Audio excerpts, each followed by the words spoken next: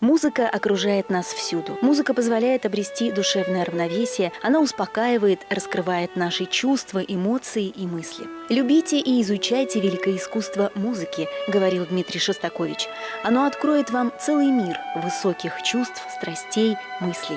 Оно сделает вас духовно богаче». Мировое музыкальное наследие, оно просто безгранично. Невозможно за свою жизнь даже просто послушать все то, что написано великими гениями Моцартом, Бетховеном, Брамсом, многими другими русскими композиторами, Чайковским, Рахманиновым. Если просто вот выстроить временную полосу, если каждый день просто слушать их произведения Страдоныча, жизни на это уже не хватит. Понимаете? Поэтому мы стараемся сыграть самое интересное, самое яркое, и донести это до наших слушателей. Познакомить тысячи людей с лучшими произведениями мировой симфонической музыки, позволить им испытать эстетическое наслаждение и обогатиться духовно и нравственно – этому посвящает свою деятельность Воронежский академический симфонический оркестр. Созданный в 1925 году как государственный профессиональный коллектив, сегодня Воронежский академический симфонический оркестр – самый старший на периферии Российской Федерации и один из старейших на территории бывшего Советского Союза. В 1925 году, в конечном счете, из всех этих потоков музыкального образования, оркестра как профессионального, зародился вот оркестр, который начал свои систематические выступления. Сегодня деятельность оркестра выходит далеко за пределы области. От Калининграда до Урала, от Мурманска до Сочи простирается география гастролей Воронежского академического симфонического оркестра. Не раз Воронежский симфонический с неизменным успехом выступал в Москве и Санкт-Петербурге. Тогда в его исполнении десятки произведений были записаны на грампластинки и положены в фонд Всесоюзного радио.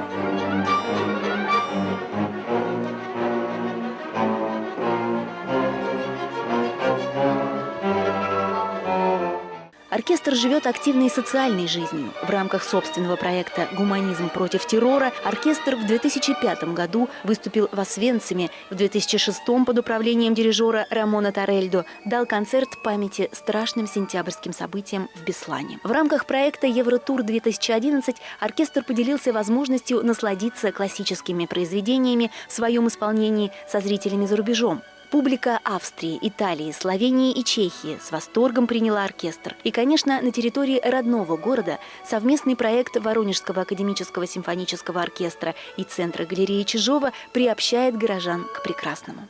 А вот такие концерты, когда люди, случайно проходя вдруг, прикасаются к этому, мне кажется, это очень здорово и нужно в наше время. Уже второй год выезжаем и с большим успехом исполняем произведения популярной классики. И, знаете, это, конечно, удивительно. Прием тех людей, которые, может быть, впервые в своей жизни услышали симфоническую музыку, это дорогого стоит. За годы исполнительской деятельности Воронежский симфонический оркестр стал одним из лучших в нашей стране, завоевав известность и признание на всей территории бывшего Советского Союза и далеко за его пределами. Выдающиеся исполнители и солисты считают за честь выступить с Воронежским симфоническим оркестром. Я очень доволен. Отдельное спасибо Владимиру Вербицкому. Он просто великолепен. Для того, чтобы почувствовать друг друга, сыграться, музыкантам требуется время. Однако все прошло великолепно, наш дуэт состоялся, и я очень доволен результатом.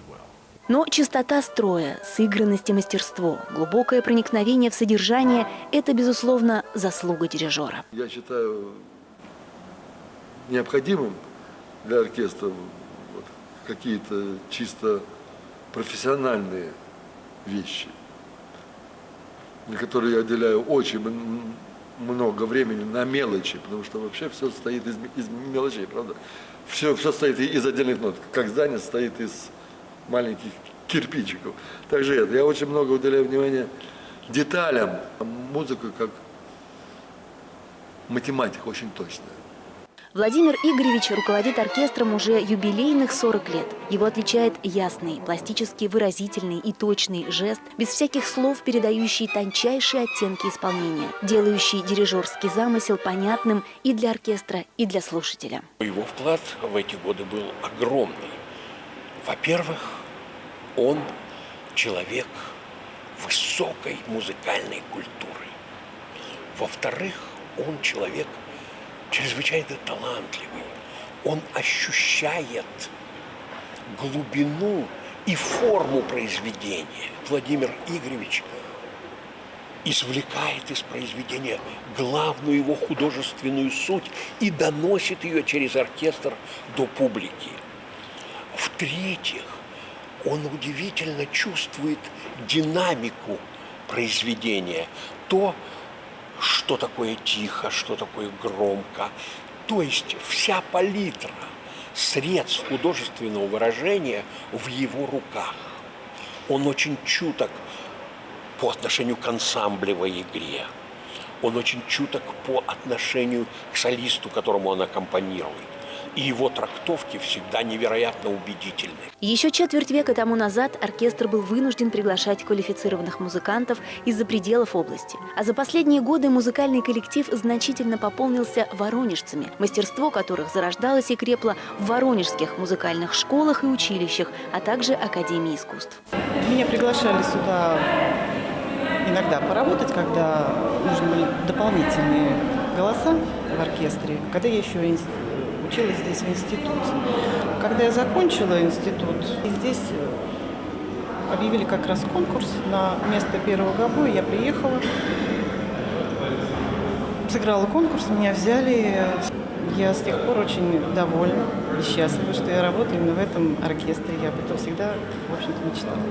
Сегодня оркестр – это сплав молодости, среднего поколения и опыта.